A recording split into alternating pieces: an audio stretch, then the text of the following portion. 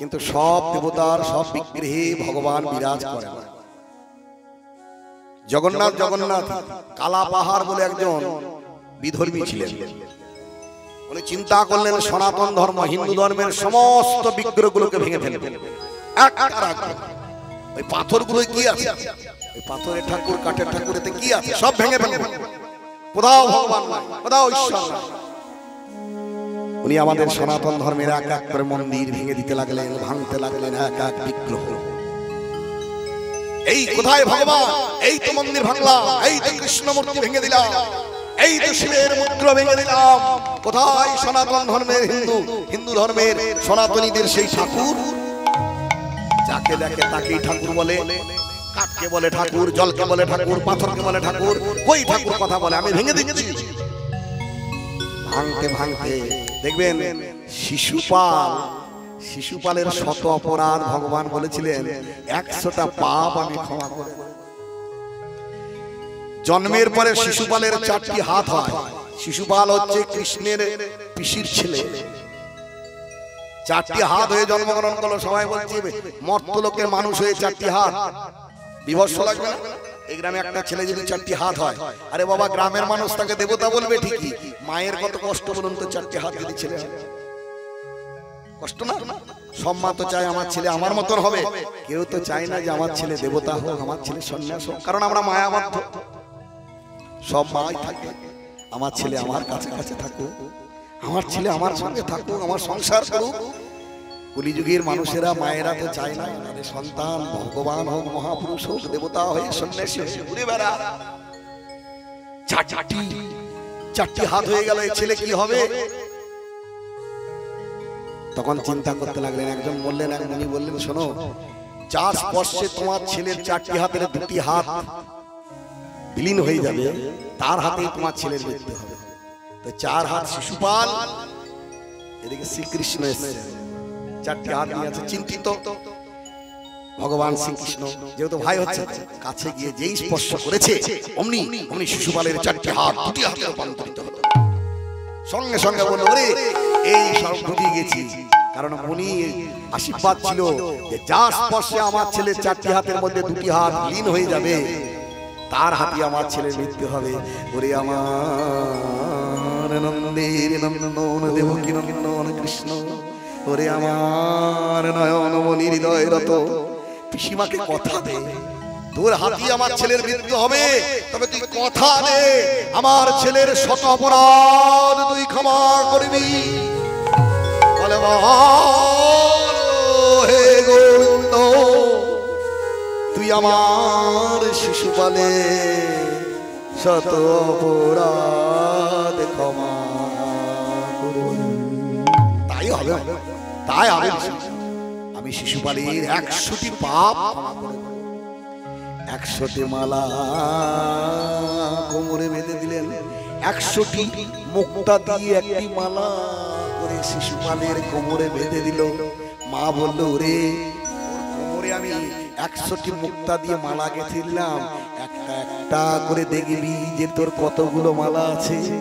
যদি দেখিস 100টা পার হতে চলেছে বা 95 হয়েছে, আর কোনো পাপ করিস না, কারণ ভগবান বলেছে আমি 100টি পাপ ক্ষমা করি, 101 হলে আমি তাকে ক্ষমা করি। ওরা সভাতে কৃষ্ণকে নানা রকম ভাবে উপহাস করতে লাগলেন। একের পর এক মালাগুলো খুলে যেতে লাগলো, একের পর এক মুক্তা খুলে গেল। অবশেষে যেই শত পাপ হলো, অমনি শিশুপালকে ভগবান বধ করলো। হরি বল হরি বল। শিশুপালকে ভগবান বধ করলো। শিশুপাল 99 হয়ে গেছে, আর বলো না শিশুপাল তোমার 99 পাপ হয়ে গেছে। কিন্তু বিনাশকালে বিপরীত বুদ্ধি। মানুষ যখন মৃত্যুর মুখে পতিত হয় তখন তার কোনো জ্ঞান থাকে না। তাই যেই 100টা পাপ করে হলো, অমনি ভগবান সুদর্শনকে দিয়ে শিশুপালের শিরচ্ছেদ করে দিলেন। ঠিক তেমনই কালা পাহাড় দেবতা ভাঙতে ভাঙতে, বিগ্রহগুলো ভাঙতে ভাঙতে চলে গেল বৈদ্যনাথ। আর সেই বদ্রীনাথকে যে আঘাত করতে গেল, ভাঙতেও পারলো না মন্দির, ভাঙতে পারলো না বিগ্রহ। ওখান থেকে চলে এলো উড়িষ্যা জগন্নাথ মন্দির ভাঙতে গেল এবং জগন্নাথের বিগ্রহকেও তিনি নষ্ট করতে গেলেন, কিন্তু পারলেন না। তখন শিশুপাল একটা কথা বলেছিল, ওরে সনাতনী বা হিন্দুদের দুটি দেবতা জাগ্রত আছে, এক বোদে পাথর আর জগা কাঠ।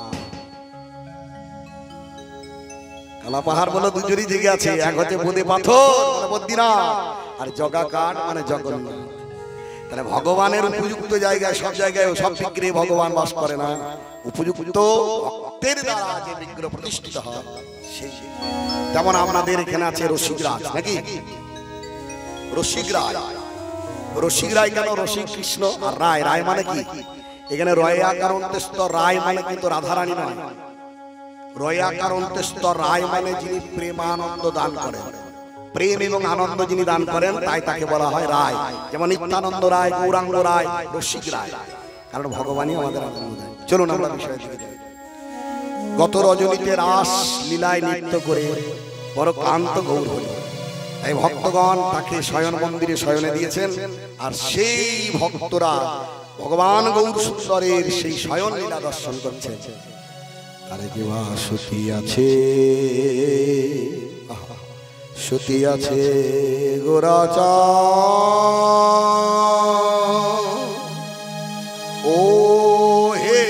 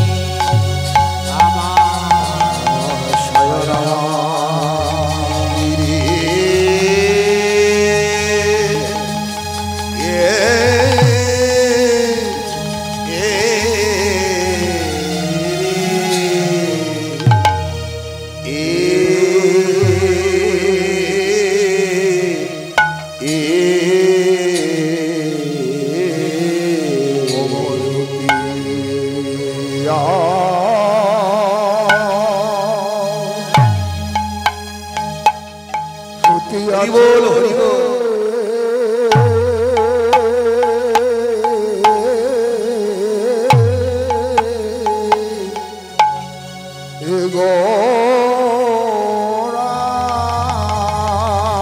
একবার হরিধ্বনি হয়ে যাক, বিদায় গৌর, হরি বল, হরি বল।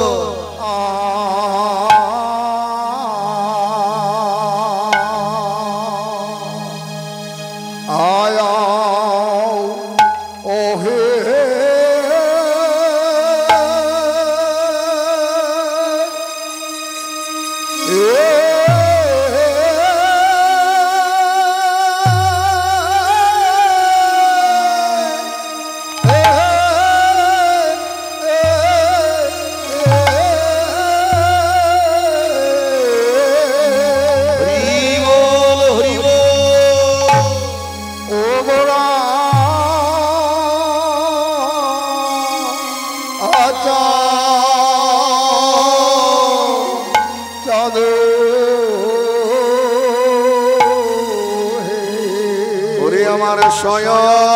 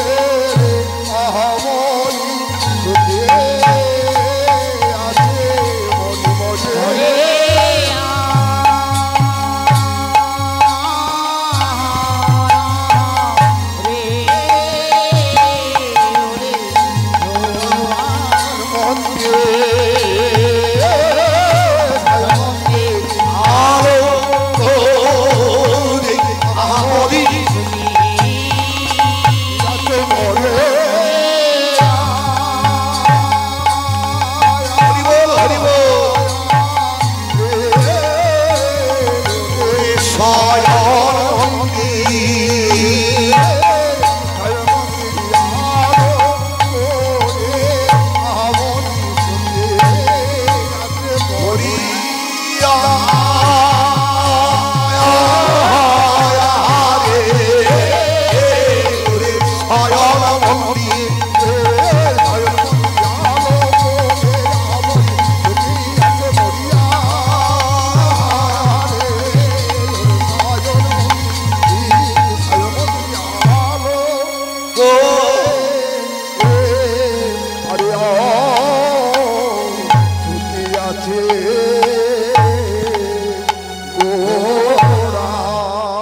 শয়ন আছেন গোরা গোরাকে সতিয়া আছে গোরা চা দেখো দেখো শয়ন মন্দির আলো এই নবদ্বীপে নবদ্বীপ বলতে 9টি দ্বীপের সমন্বয়কে বলে নবদ্বীপ মহাপ্রভুর জন্ম কোথায় বলুন মা নিমায়ের জন্ম কোথায়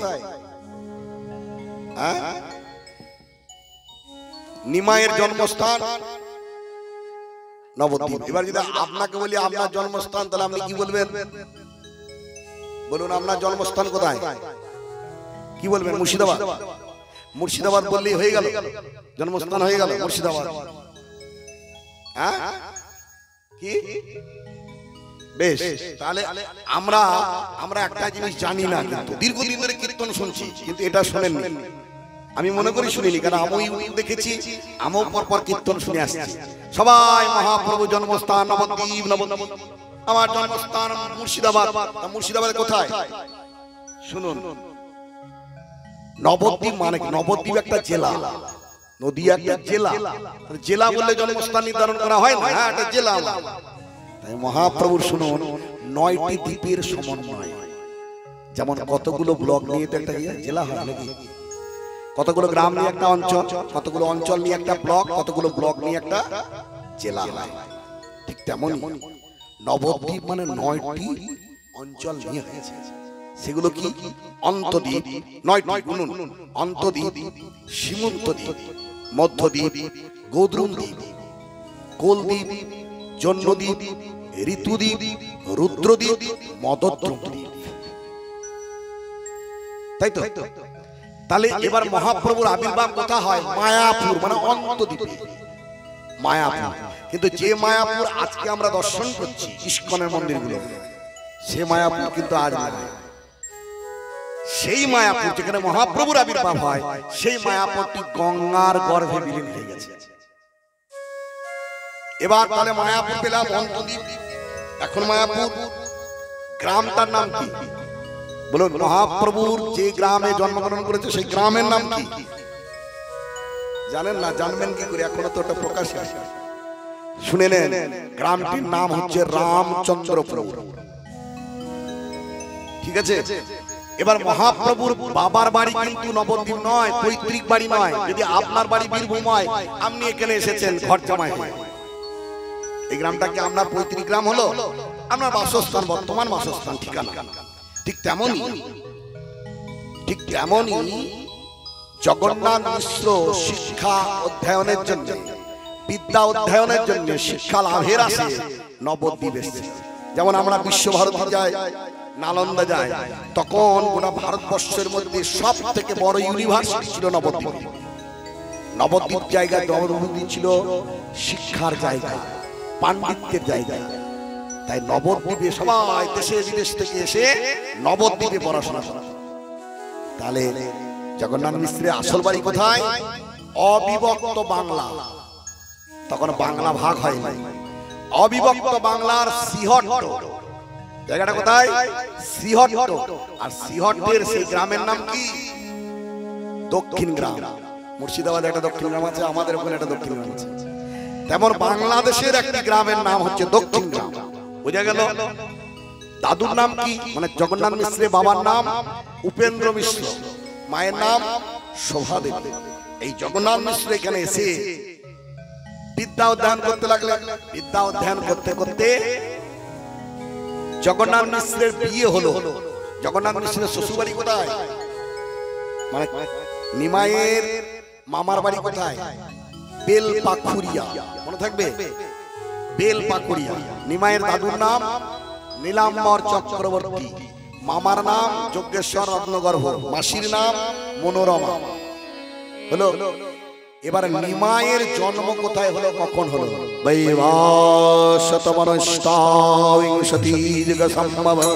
চতুর্দশ শতাব্দ বৈ সপ্তবর্ষ সমন্বিতে ভাগীরথী তটে সব্বী সচী গর্ভভার ভবে রাহুরস্ত পূর্ণিমায়াং শ্রী গৌরাঙ্গ প্রকট হবে।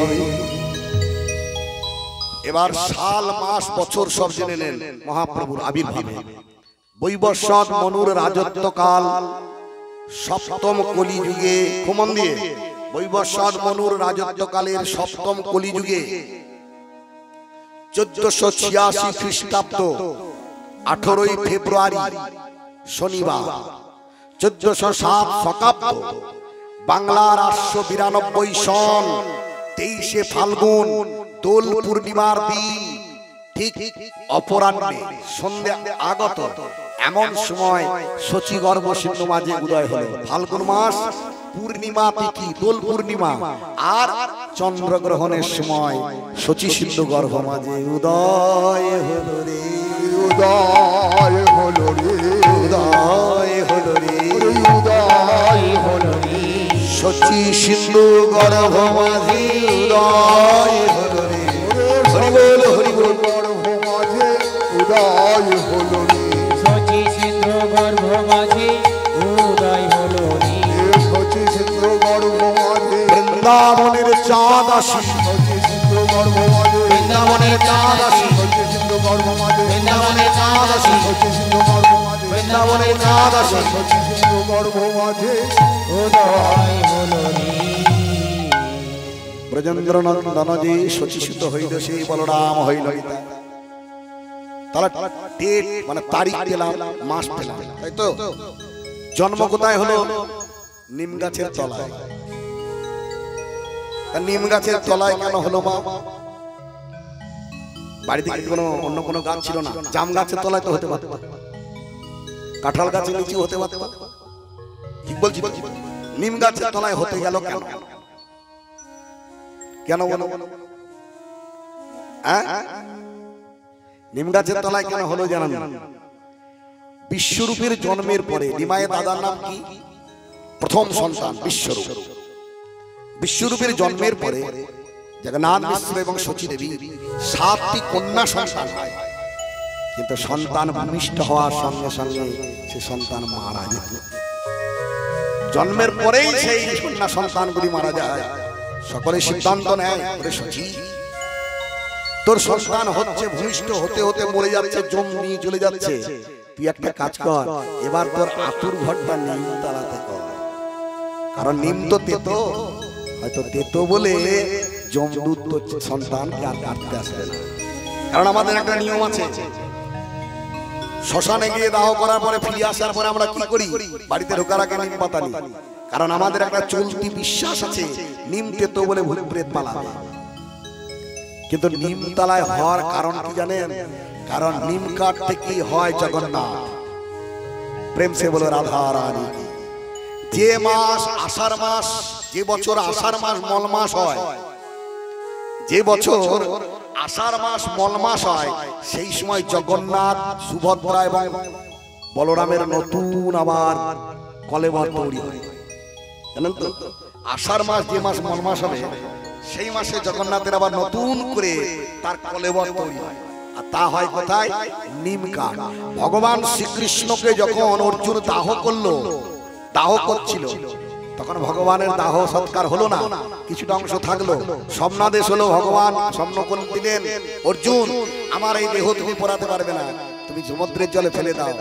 আস্তে আস্তে সেটা নিম্ন কাষ্ঠে রূপান্তরিত হলো, আর সেই কাঠ থেকেই হলো জগন্নাথ। আর যেই জগন্নাথ সেই হলো নিমাই, সেই হলো হরি।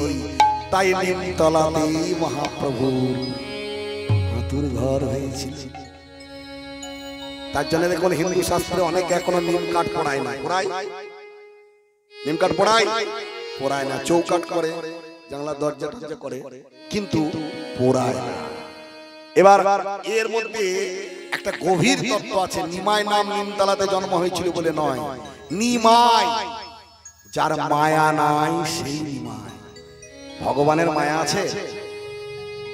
আমরা যে মানুষ, আমরা মায়ার অধীন, আর ভগবান হচ্ছে মায়াধীশ।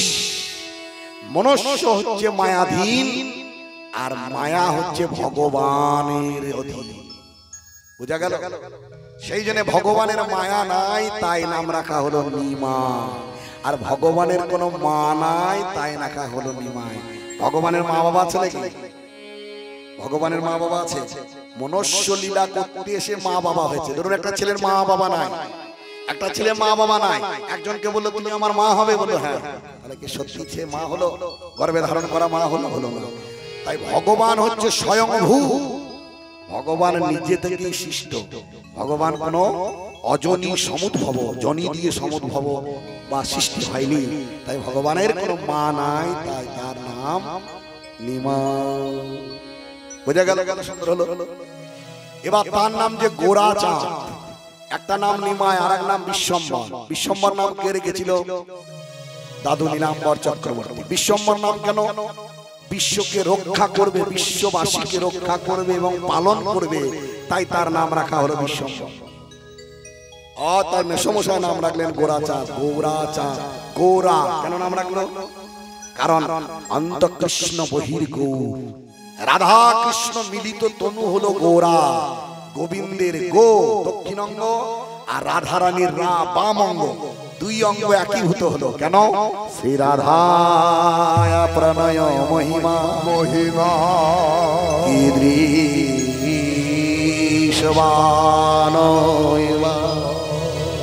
সাধো জনাদ্ভূত মধুরিমা কীদৃশং মদীয় সৌখং চস্য মদন ভবতো কীদৃশং এতি লভা তদ্ভাবাৎ সমজনী সচি গর্ভ সিন্ধু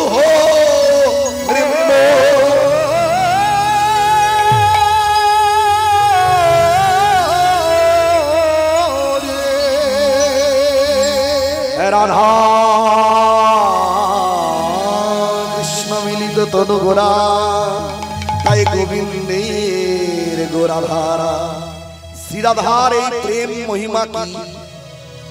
এবং রাধারানী অর্থাৎ শ্রীকৃষ্ণের অদ্ভুত মাধুর্যময় রস, যে রস একমাত্র রাধারানী আস্বাদন করেছেন, সেই রসটা কি? এবং সেই রসাস্বাদন করে রাধারানী তথা ভক্তের মনে কি সুখ উৎপত্তি হয়? তিনটি কারণে এই কলিযুগে ভগবান এলেন ভক্ত রূপে। একদিকে বৈরাগ্য দান, একদিকে প্রেম ভক্তি প্রদান, একদিকে রাধারীন পরিশোধ, অপরদিকে নারদের মনোবাসনা পূর্ণ করার জন্য, ব্রাহ্মণ বেশে ভিখারি হওয়ার জন্য এই কলিযুগে এলেন। কি বলেন? আমি মাথায় বাঁধবো নামা বলি, তাই তো নারদ কি বলেছিলেন? স্কন্দে নেব ভিক্ষার ঝুলি, হবে মাথায় বাঁধবো নামা বলি, কণ্ঠে নেব ভিক্ষার ঝুলি। জয় রাধে শ্রী রাধে বলে বেড়াইব দাঁড়ে দাঁড়ে। হরি বল, হরি বল। শ্রী রাধে বলে বেড়াইব দাঁড়ে দাঁড়ে, দাঁড়ে দাঁড়ে বেড়াইব, দাঁড়ে দাঁড়ে বেড়াইব। ওই হরি হরি হরি বলবো, দাঁড়ে দাঁড়ে বেড়াইব, হরি হরি হরি বলবো। হরি দিবি কেউ ধার করবো,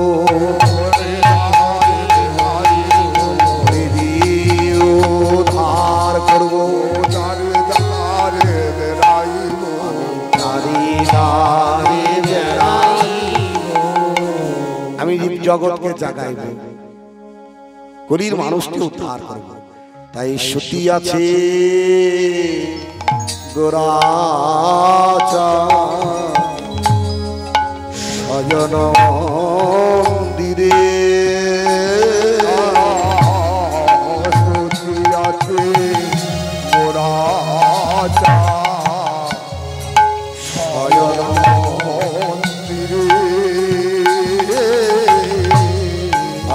বিচিত্র পালঙ্ক সেজ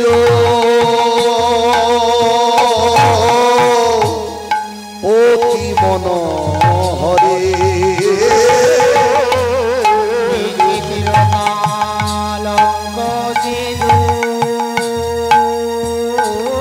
হরি বল হরি বল ঘুমায়ে আছে রে আজ ঘুমায়ে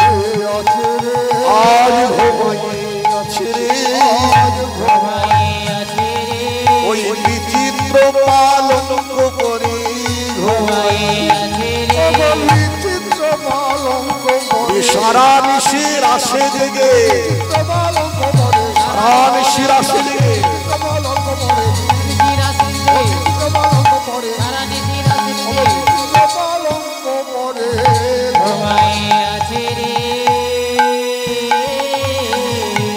সারা নিশির আসলায় নৃত্য করে বিচিত্র পালঙ্কের উপরে শুয়ে আছে। সোনার পালঙ্কে নয়, রৌপ্য পালঙ্কেও নয়, কাঠের পালঙ্ক নয়। হাগো বিচিত্র পালঙ্ক মানে কি জানেন তো?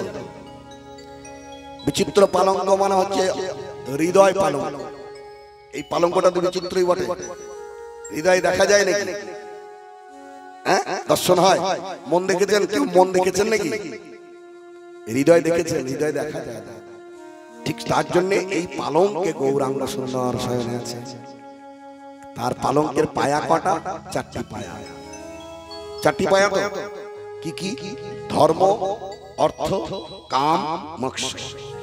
আর সেই চতুর্বর্গ পারায়ের ঊর্ধ্বে হচ্ছে ভগবান। ভগবান হলেন অকৈতব কৃষ্ণ প্রেম। অকৈতব কি? ধর্ম, অর্থ, কাম, মোক্ষ, ইহাকে বলে কৈতব। এর মধ্যে কিন্তু বাসনা আছে।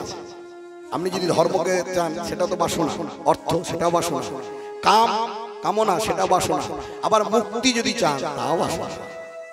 কিন্তু ভগবান যারা তার গৌরাঙ্গের যারা ভক্ত তাদের হচ্ছে অকৈতব প্রেম।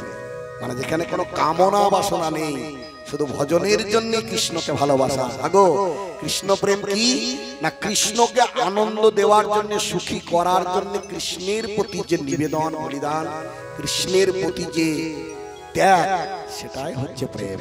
প্রেম কাকে বলে? আত্ম ইন্দ্রিয় প্রতিবাঞ্ছা তাহে কয়ে কাম। নিজের ইন্দ্রিয় সুখার্থে যে কামনা, নিজের সুখের জন্য যে কামনা, লালসা, লোভ, তা হলো কাম। আর কৃষ্ণ ইন্দ্রিয় প্রতিবাঞ্ছা। একমাত্র কৃষ্ণকে দর্শন করার যে ইচ্ছা, কৃষ্ণ সেবা করার যে ইচ্ছা, কৃষ্ণ প্রাপ্তির যে বাসনা, কৃষ্ণকে সুখী এবং আনন্দ প্রদান করার জন্য ভক্তের যে কামনা, তাহা হলো প্রেম। প্রেম আর কাম হয় বহুত অন্তর।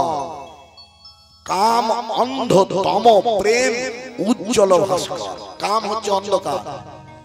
যারা কামনায় জর্জরিত তারা কখনো পথ দেখতে পায় না। হিসাব করে দেখুন, কামে যারা জর্জরিত, কাম বলতে শুধু পুরুষ প্রকৃতির উপরে নয়, পুরুষ প্রকৃতির উপরে নয়, প্রকৃতি পুরুষের উপরে নয়। কাম মানে এখানে বাসনা। আপনি এখানে বসে আছেন, দেখুন কেমন অন্ধকারের মতো রাজা হওয়ার স্বপ্ন দেখছেন, তাহলে অন্ধকারময় পদ নয়? কেমন ধরুন কামটা বাসনা কেমন হয় দেখুন। শিশু যেমন ইচ্ছা করে ছুঁইতে চন্দ্রিমাকে, শিশু যেমন ইচ্ছা করে ছুঁইতে চন্দ্রিমাতে, তেমন বামনের ইচ্ছা হয় ছুঁইতে অম্বরে। কামনাটা কত সুন্দর দেখুন, ব্যাখ্যা করছে। শিশুগণ ইচ্ছা করে চন্দ্রিমা ধরিতে, বামনের ইচ্ছা হয় ছুঁইতে অম্বরে। ঢেকের ইচ্ছে হয় মকরন্দ পিতে, আর বায়সের ইচ্ছে হয় পদ্মমধু পিতে।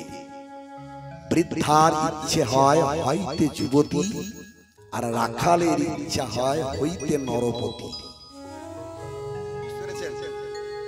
তাহলে কামনায় কোনো পথ আছে? অন্ধকার নয়, অন্ধকারে হাঁটছে। কামনা মানে অন্ধকার, শুধু চলেই যাবে, চলেই যাবে। এ জগতে সেই বেশি চায় আছে যার ভুরি ভুরি, রাজার হস্ত করে সমস্ত কাঙালের ধন। হরি বল হরি বল। এ জগতে কামনায় জর্জরিত হয়ে শুধু দাও দাও দাও দাও শুধু দাও। কামনা যেমন প্রতিহত হয় না, যেমন যেমন শিশু চাঁদকে ধরতে চায়, কিন্তু সত্যি কি চাঁদকে ধরা যায়? বামন যেমন আকাশকে স্পর্শ করতে চায়, সত্যি একটা বেটে মানুষ আমরা আকাশকে কি ছুঁতে পারি? তেমন ভেগ যদি মনে করে পদ্মমধু পান করব হবে, আর কাক যদি মনে করে মকরন্দ পান করব হবে, আর বৃদ্ধা যদি মনে করে যে আমি আবার যুবতী হব হবে না, আর রাখালও কোনদিন নরপতি মানে রাজা হবে না। তাহলে কামনা বাসনাটাকে আমাদের অন্ধকারের সঙ্গে তুলনা করেছে। আর প্রেম উজ্জ্বল ভাস্কর, প্রেম হচ্ছে সূর্যের মতো আলোময়। কারণ যারা প্রেম করে, যারা ভগবানকে চায়, তাদের জন্য ভগবান সর্বদাই আলো দেখিয়ে দেয়। আসাতো মা সৎগময় তমসো মা জ্যোতির্গময় মৃত্যুর মা অমৃতগময়। যারা ভগবানকে আশ্রয় করেছে তাদের পথ শুধু আলোয় আলোয় ভরে যায় গো। হরি বল হরি বল। সবাইকে আলো দেখাতে পারে, আলো ভরে যায় সবাইকে আলো। হরি বল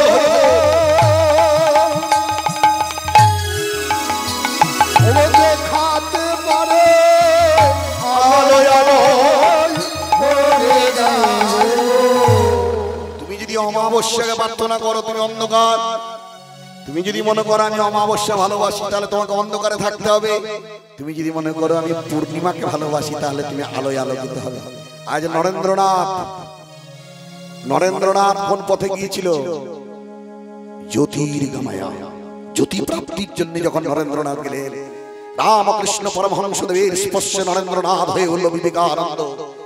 চিকাগোর সেই ধর্মীয় সভায় মাত্র 5 মিনিটের সেই বক্তৃতা, কিছুতেই সময় দেবে না বলে বললেন সকল আমেরিকান, সমস্ত আমেরিকান বাসীদের তিনি ভাই বোন বলে আখ্যায়িত করলেন, তাই তো? সমস্ত আমেরিকাবাসীদের তিনি সম্বোধনা করলেন, সম্মান জানালেন ভাই বোন পিতা মাতা হিসাবে। আর এমন আলো সৃষ্টি করলেন যে ওই বিদেশি মেয়েরা তাকে আশ্রয় করল। তাই হরে কৃষ্ণ সেই মধুর হরিনাম যারা আশ্রয় করেছে, প্রেমে যারা ডুবেছে, তারাই জগৎকে আলো দেখিয়েছে। নেতাজি সুভাষচন্দ্র বোস তারা আলোর পথে গেছিল, তারা আমাদেরকে আলো দেখালো। যদি অন্ধকারে কেউ যায়, যদি তস্কর বৃদ্ধি করে, ডাকাতি খুন করে, আপনি যদি তাকে আশ্রয় করেন আপনি অন্ধকার জগতে যাবেন। আর আপনি যদি সাধু সঙ্গ, মহান সঙ্গ, শিক্ষিত সঙ্গ, পণ্ডিতের সঙ্গ করেন তাহলে আপনি আলোতে আলোকিত হবেন। কারণ যার কাছে যা আছে সে তো তাই দেবে। বলুন, আমার কাছে যা আছে আমি তাই দেবো, আমার কাছে না থাকলে কি দেবো? তাহলে ভগবান আমাদেরকে আলো দেয় আর কামনা আমাদের অন্ধকার দেয়। অন্ধকারে জর্জরিত হয়ে বলি কামনা শুধু দাও দাও দাও, কিন্তু যেগুলো আমি পেলাম সেগুলো আমার কাজে লাগলো না। যাবৎ মৃত্যু পার্জন সত্য তাবৎ নিজ পরিবার দত্ত তদা হাজারায়া চচ্চর দেহে বার্তা কৌপিন পিচ্ছতি গেহে। কামনা ভগবানের কাছে জাগতিক সুখ চাইলে মানে, হে ভগবান আমাকে সুন্দরী স্ত্রী দাও, আমাকে বিদ্যা দাও, আমাকে পুত্র দাও, আমাকে যশ দাও, ঘর দাও, বাড়ি দাও, সংসার দাও। ভগবান সব দিলেন, ঘর দিলেন, বাড়ি দিলেন, সংসার দিলেন, স্ত্রী পুত্র কন্যা স্বামী সব দিলেন। সবকে নিয়ে আনন্দেই ভেসে বেড়ালেন, ভাবলেন এরাই আমার সব। কিন্তু সংসারের দুটি চিত্র, একটা বহির্জগতে তার একটা রূপ, সংসারের দুটি রূপ, একটা বাইরের রূপ, একটা ভিতরের রূপ। যখন আপনি কর্ম করতে পারবেন, রোজগার করতে পারবেন, শ্রম দিতে পারবেন, বাবা মা ভাই বোন কন্যা পুত্র সকলের বাসনা পূরণ করবেন, তখন সংসারের বহির্জগতের ভালো একটা রূপ দেখতে পাবেন। কিন্তু যেদিন আপনার উপার্জনের শক্তি থাকবে না, শঙ্করাচার্য বলেছিলেন যাবৎ মৃত্যু উপার্জন শক্ত তাবৎ নিজ পরিবার দত্ত তদা হাজারায়া চচ্চর দেহে বার্তা কৌপিন পিচ্ছতি গেহে। সংসারকে যখন সবকিছু দিলেন, ভরিয়ে তুললেন, গাড়িতে বাড়িতে, ধনে সম্পত্তিতে, অলঙ্কারে গহনাতে, ছেলেদেরকে পিএইচডি করালেন, ইঞ্জিনিয়ার করালেন, ডাক্তার করালেন, সবাইকে শুধু দিয়ে গেলেন। সবাই আপনার সম্মুখে অভিনয় করলো, একটা সুন্দর রূপ আপনি দেখলেন। কিন্তু যেদিন জড়ায় জড়ায় জর্জরিত হবে, যেদিন এই দেহ দেহটা আবার আক্রান্ত হবে, যেদিন চলতে পারবেন না, যেদিন হাঁটতে পারবেন না, কথা বলতে পারবেন না, তখন দেখবেন সংসারের আসল রূপ। যে স্ত্রী এত ভালোবাসতো সে আপনার কাছে আসবে না, কারণ আপনি তখন বিছানায় মলমূত্র ত্যাগ করে, আপনার দেহে তখন ব্যাধি, আপনার ছেলেসা উঠছে, আপনি কাস্তে কাস্তে মুখ দিয়ে রক্ত উঠছে। সেই সুন্দরী স্ত্রী যে সর্বদাই তোমাকে মায়ার বন্ধনে প্রেমের বাহুতে বেঁধে রেখেছিল, সে তোমার কাছে আসবে না। যে সন্তানগুলো তোমার কাছে আসতো তারা রোগের ভয়ে দূরে দূরে চলে যাবে। যে বন্ধু বান্ধব সর্বদাই তোমার কাছে আসতো তারা তোমার কাছে আসবে না। সেদিন সংসারের কঙ্কালটা দেখতে পাবেন, সেদিন ভিতরের ওই রূপটা দেখতে পারবেন। স্ত্রী তখন বলছে জ্বালিয়ে মারলো, মরে না, পুরোটা মরে না, মরে না গো, এত লোক মরছে তুমি মরতে পারো না। ছেলে বলে বললো এত কষ্ট করছো, মরে যাও। আত্মীয় স্বজন বললো ওরে প্রায়শ্চিত্ত কর, জল দাও, একটু জল দাও। কানে শুনছে জল, টিভির সাউন্ডটা বাড়িয়ে দেবে বৌমা, যাতে জল জল করে চিৎকার করছে এই কথাটা আমার বাড়ি থেকে পাশের বাড়ি না যায়। এই হলো সংসার। দারুণ সংসারের চরিত্র দেখে আমার পরাণে লাগিছে ভয়। দারুণ সংসারের চরিত্র দেখে আমার পরাণে লাগিছে ভয়। সর্বেরও মাথা সুতিয়া রহিয়াছি, সর্বেরও মাথায় সুতিয়া রহিয়াছি, আমার কি জানি কি জানি কি আমি সুখের আশায় ঘর বাঁধিল, সুখের আশায়। হরি বল হরি বল। দুঃখের মরিয়া তরে সুখের আশায় মরিলাম, দুঃখের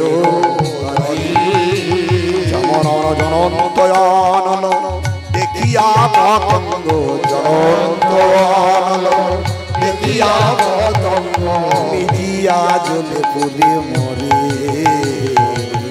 মিজিয়া জলে মরে। এই কি সংসার? সংসারটাকে সার না করে যদি সত্যি করে আনন্দ পেতে চান তাহলে সংসারটাকে ত্যাগ করুন। সংসার না, সংটাকে ত্যাগ করে মালিক না সেজে ভগবানের চাকর হন, সাধুগুরু বৈষ্ণবের কুকুর হন, সাধুগুরু বৈষ্ণবের সেবা করুন, তাহলে দেখবেন নামটাকে আশ্রয় করলে সংসারটা সুখের হবে। যখন নামকে আশ্রয় করবেন তখন সংসারে কে আমাকে ভালোবাসলো, কে আমাকে সম্মান করলো কিছুই যায় আসে না। কারণ আপনি যদি নেশাগ্রস্ত হয়ে থাকেন, আগো আপনি যদি প্রচুর মদ খান আর মদ খেয়ে যদি গাছতলায় পড়ে থাকেন, মশা লাগবে? মশা লাগবে? বালিশ লাগবে? মশারি লাগবে? কিছুই লাগবে না। নেশাগ্রস্ত হয়ে গেলে যেমন নর্দমায় দেখে মনে হবে এটা আমার পালঙ্ক, তেমন যদি কৃষ্ণ নামে মাতাল হতে পারেন তখন সংসারকে মনে হবে এই দরকার নাই। হরে কৃষ্ণ হরে কৃষ্ণ কৃষ্ণ কৃষ্ণ হরে হরে, হরে রাম হরে রাম, রাম রাম হরে হরে।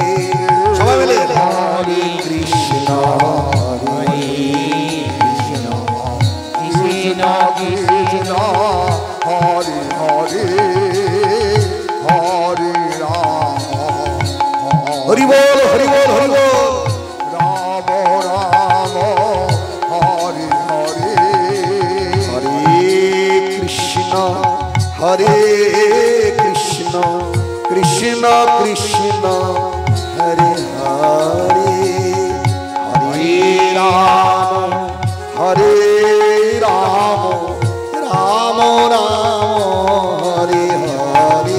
হরি বল।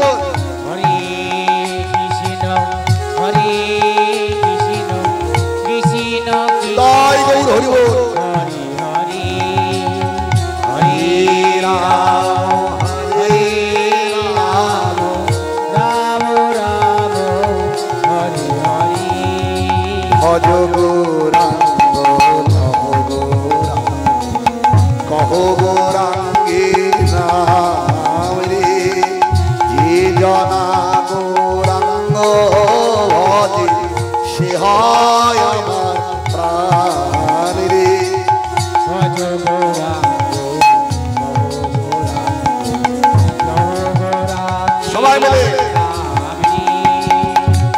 জনা গৌরাঙ্গ ভজে সে হয় আমার প্রাণী আমার প্রেম ভরে শ্রী গৌরাঙ্গ যে বলে একবার রে প্রাণ ভরে শ্রী গৌরাঙ্গ যে বলে একবার রে গায়ন হরি শ্রী গৌরাঙ্গ যে বলে একবার রে সে জনায় আমার হয়, আমি হয় তার রে হরি বল হরি বল আমার হয় আমি হয়ে তার রে।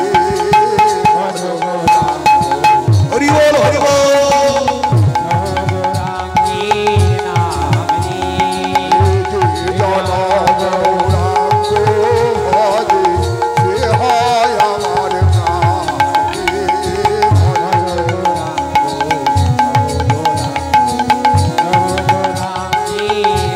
হরি বল হরি বল গৌরাঙ্গ ভজে সে হয় আমার প্রাণ রে। ভজ গৌরাঙ্গ হরি বল হরি বল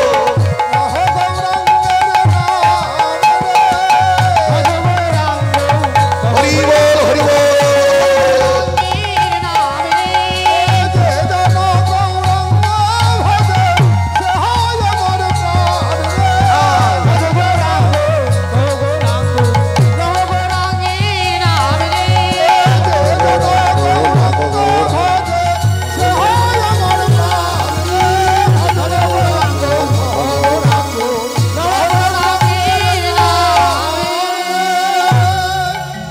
এবার সে আছে সকল ভক্তরা গৌরাঙ্গকে জাগাবার জন্য নাম করছেন আবেশে অবসর আমার গোরা নটরা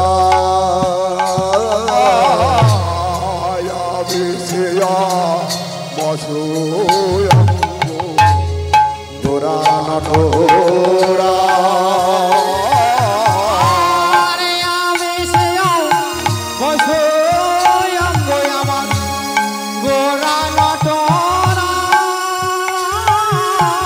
আজ কি কহিব অঙ্গ শোভা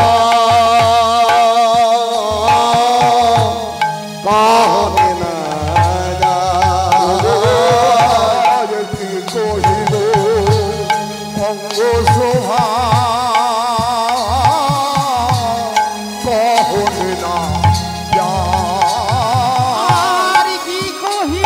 বা হরি বল হরি বল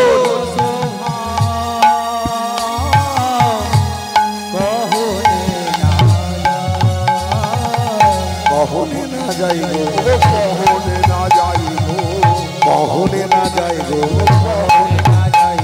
ওই গৌর হরির অঙ্গ শোভা কহনে না যাইব আমার গৌর হরির অঙ্গ শোভা যাই রে শোভার মালায় যাই রে সবার ভালা যাবে যাইবে সবার ভালা যাবে যাইবে সবার ভালা যাবে কহনে না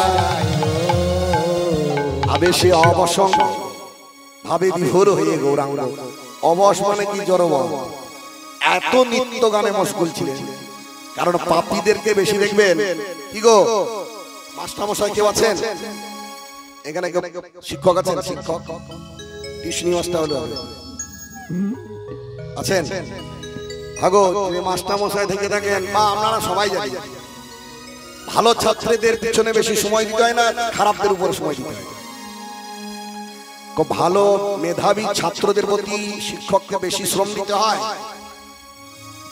যারা সাধারণ ছাত্র তাদের উপরে বেশি সময় দিতে হয় সাধারণদের উপরে তো মহাপ্রভু এত ক্লান্ত কেন জানেন কারণ কলিযুগের মানুষরা সাধারণ এরা ধর্ম তো করবে না নিজে আচরি ধর্ম অপরে শেখাও সত্যযুগের মানুষকে ধর্মের জন্য বলতে হতো না সত্যযুগের মানুষকে কোন দেবতাকে গুরুদেবকে বলতে হতো না তুমি ধর্ম করো তারা সহজেই নিজের স্বভাবজাত, যেমন চাষির ছেলে দেখবেন একটু স্বভাব থাকে যে চাষের মধ্যে যাওয়া না, সে যে চাষ করবে তা কিন্তু আমি বলছি না।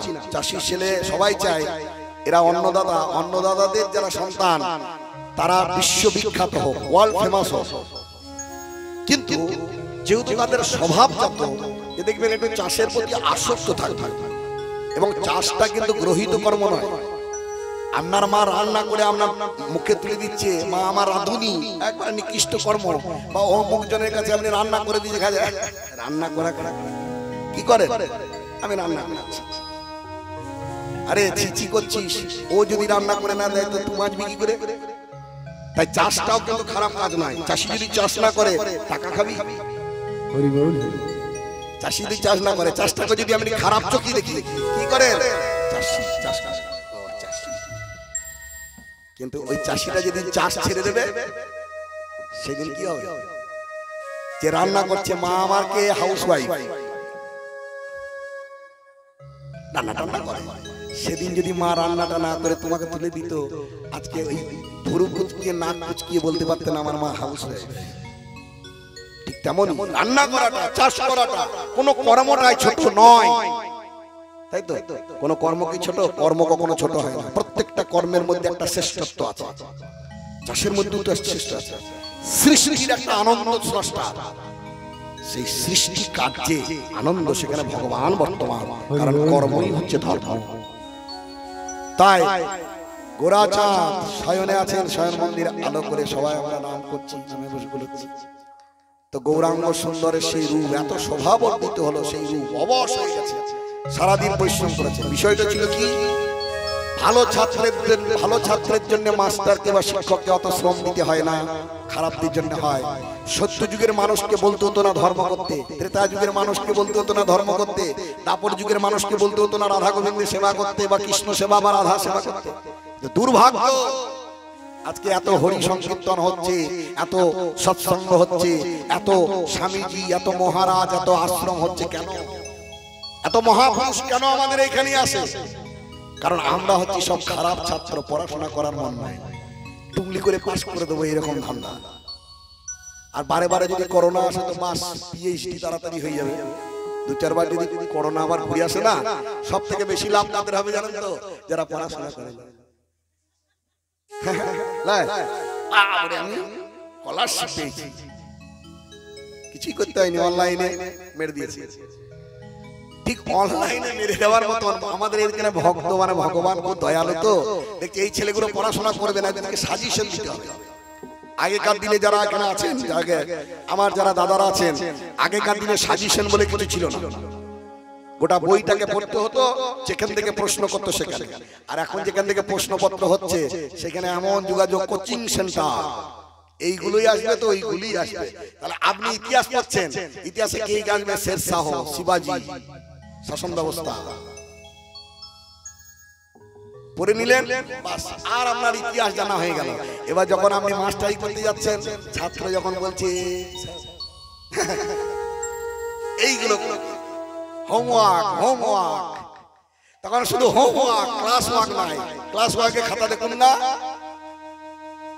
হরে কৃষ্ণ, ক্লাস ওয়ার্ক খাতা দেন নাই, অঙ্ক করাচ্ছে।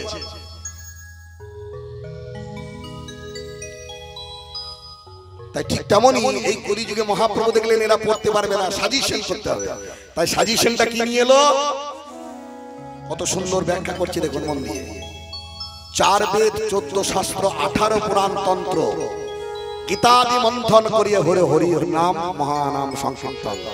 4টি বেদ, 14 শাস্ত্র, 18 পুরাণ, গীতা ইত্যাদি মন্থন করে এই নামটা সৃষ্টি হয়েছে। হরে কৃষ্ণ কৃষ্ণ কৃষ্ণ হরে হরে, হরে রাম রাম রাম হরে হরে। কলিযুগের মানুষ দুধ হজম করতে পারবে না। 1 কেজি দুধ যদি কেউ খায়, direct Baharampur admit medical college. সেই জন্য মহাপ্রভু ক্ষীর নিয়ে এলো। ওই 1 কেজি দুধকে যদি ক্ষীর করা হয়, 1 কেজি দুধকে যদি ক্ষীর করে নাড়ু করা হয়, সারাদিনে মেরে দেবে। তাই মহাপ্রভু কি করলেন? হরিনাম নিয়ে এলেন, যে ধ্যান করতে পারবে না, যজ্ঞ করতে পারবে না, কিছু করতে পারবে না, শুধু একবার বললেই হবে হরে হরে কৃষ্ণ হরে কৃষ্ণ কৃষ্ণ কৃষ্ণ হরে হরে। ক্ষীর খাবেন? ক্ষীর, এই হরিনামটা, এই মহামন্ত্র ক্ষীর। হরে মানে রাধা, হরা শব্দ থেকে এসেছে, এটা জেনে নেন। তিনটি কথা আছে, হরে কৃষ্ণ রাম। হরে মানে হচ্ছে হরা, হরা মানে রাধা রানী। হরে রাধা, কৃষ্ণ কৃষ্ণ, আর রামে রাম। হরে কৃষ্ণ, সবাই মিলে বলতে হবে। হরে কৃষ্ণ কৃষ্ণ কৃষ্ণ হরে হরে। হরে রাম হরে রাম রাম রাম হরে হরে। সবাই মিলে বলুন, হরে কৃষ্ণ কৃষ্ণ কৃষ্ণ হরে হরে। হরে রাম হরে রাম রাম রাম হরে হরে। হরে কৃষ্ণ হরে কৃষ্ণ ও কৃষ্ণ কৃষ্ণ হরে হরে। হরে রাম হরে রাম রাম রাম হরে হরে। হরি বল হরি বল। কৃষ্ণ সবাই বলছেন না? কৃষ্ণ কৃষ্ণ সবাই কিন্তু বলছেন না। হরে হরিনাম শুনে বলে না কারা? গরু ছাগল ভেড়া যারা। হরিনাম শুনে, নাম শুনে বলে না যারা গরু ছাগল ভেড়া যারা। গরুকে যদি বলা হয় একবার হরি বল বলে, বলতে পারবে? এখানে হিন্দি গান ধরলে তেরে নাম ছাপিয়ে বলে দেবে, তাই তো? কিন্তু এর মতো আনন্দ আর নাই। তুমি অন্য একটা গান করো আর মহামন্ত্র করো, দেখো। এর নাম রবীন্দ্রনাথ বললেন। রবীন্দ্রনাথের একটা কথা বলে দিই। রবীন্দ্রনাথ কলম দিলেন চৈতন্য মহাপ্রভু সম্বন্ধে। কি বলছেন? বলছেন চৈতন্য মহাপ্রভু যখন পথে বাহির হলেন তখন বাংলাদেশের গানের সুর পর্যন্ত ফিরিয়া গেল। এক কণ্ঠী বিহারী বৈঠকি স্বরগুলো যেন কোথায় ভাসিয়া গেল। তখন রাগ রাগিনীগুলো ঘর ছাড়িয়া পথে বাহির হলো। একজনকে ছাড়িয়া সহস্র জনকে বরণ করে নিল। তখন সহস্র হৃদয়ের কল্লোল, সহস্র হৃদয়ের সেই কল্লোল বা তরঙ্গ সহস্র কণ্ঠে উদ্ভাসিত হয়ে আকাশ ব্যাপ্ত হতে লাগল। এই কীর্তন কোন সামান্য কীর্তন নয়, বিশ্ব জগতের প্রত্যেকটা মনুষ্যকে পাগল করার জন্য এই কীর্তন। এই কীর্তন কীর্তন নহে। তারপরে শেষে লিখছেন এই কীর্তন কীর্তন নহে, জগৎকে প্লাবিত করার অশ্রুসিক্ত জলে ভিজিত সেই মহাপুরুষদের ক্রন্দন ধ্বনি হচ্ছে কীর্তন। হৃদয় গৌর হরি বল। তাহলে এই নামটা কোনো সহজ নাম নয়। আজ আমেরিকান, রাশিয়ান থেকে আরম্ভ করে সমস্ত বিদেশিরা আজকে হরি নামে মশগুল হচ্ছে। তারা বোকা, তারা এই নামে পাগল হবে। হরে কৃষ্ণ হরে কৃষ্ণ কৃষ্ণ কৃষ্ণ হরে হরে। হরে রাম হরে রাম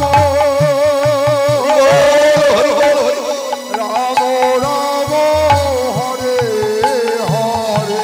হরে কৃষ্ণ হরে কৃষ্ণ কৃষ্ণ কৃষ্ণ হরে হরে। হরে রাম হরে রাম রাম হরে হরে। হরে কৃষ্ণ হরে কৃষ্ণ কৃষ্ণ কৃষ্ণ হরে হরে। হরে রাম হরে রাম রাম রাম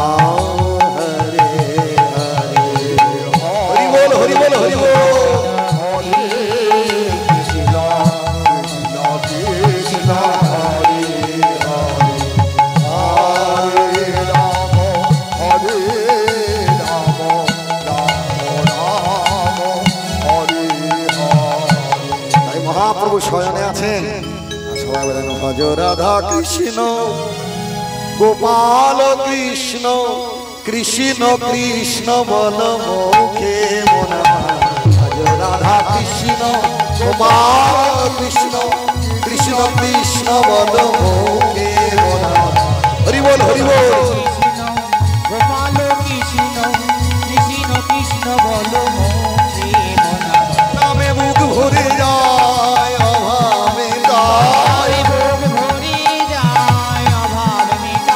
নামে মুখ ভরে যায় অভাব মিটায় স্বভাব জাগায় মন সুখে একবার ভজ রাধা কৃষ্ণ গোপাল কৃষ্ণ কৃষ্ণ কৃষ্ণ ওই হরি দীন বন্ধু চিরকালের বন্ধু চিরকালের বন্ধু হরি দীন বন্ধু চিরকালের বন্ধু যার করুণা লোকে লোকে হরি দীন বন্ধু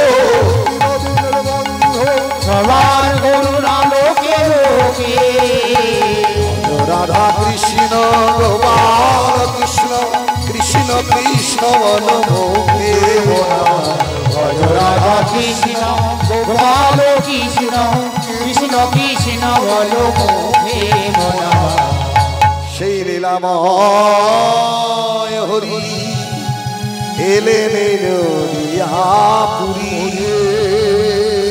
রাধার প্রীতি লইয়াব লইয়া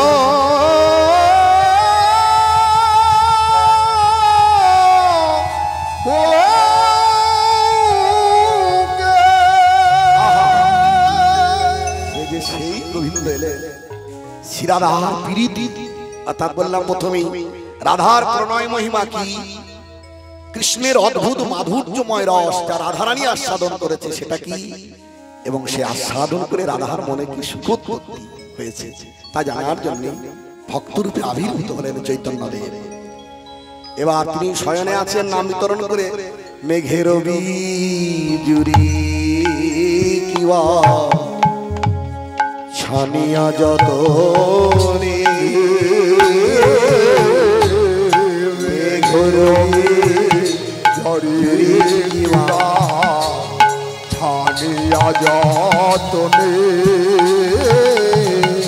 আরে কত রস দিয়া বিধি কইল নিরনে কত দিয়া বিধি কইল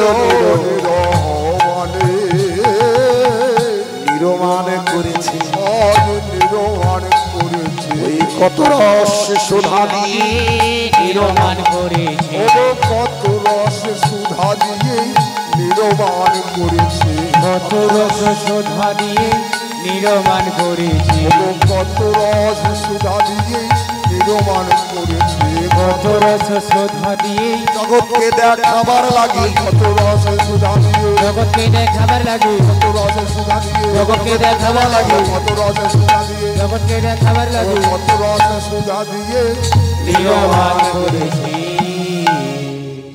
জগৎকে পাগল করার জন্য প্রত্যেকটা পাপী তাপী পাষণ্ডীদের কৃষ্ণমুখী করার জন্য তার নাম হলো শ্রীকৃষ্ণ চৈতন্য মহাপ্রভু। চৈতন্যদেবকে সৃষ্টি করলেন এমন রূপ যে রূপের দিকে যে তাকাবে সেই তার ফাঁদে পড়বে। ফাঁদ পাতলেন তার রূপামৃতের ফাঁদ, সেই রূপামৃতে যে ঝাঁপ দেবে সে আর বেরোতে পারবে না। কি গো, মাছি যদি রসে পড়ে যায়, মাছি যদি এক গামলা রসের মধ্যে পড়ে যায় কি হবে? পাখাগুলো তখন কি হবে? রসে আটকে যাবে, আর উঠতে পারবে না। তো ভগবান চৈতন্য মহাপ্রভুর এমন রূপ বিধাতা সৃষ্টি করলেন যে দেখেছে সেই পড়েছে, যে দেখেছে সেই পড়েছে, যে দেখেছে সেই পড়েছে, দেখেছে সেই পড়েছে গৌর হরি রূপের ফাঁদে, যে দেখেছে সেই পড়েছে।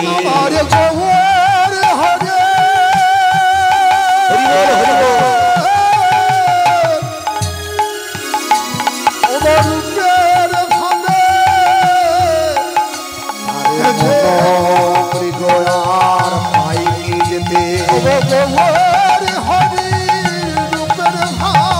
মনোমৃগ পারেনি যেতে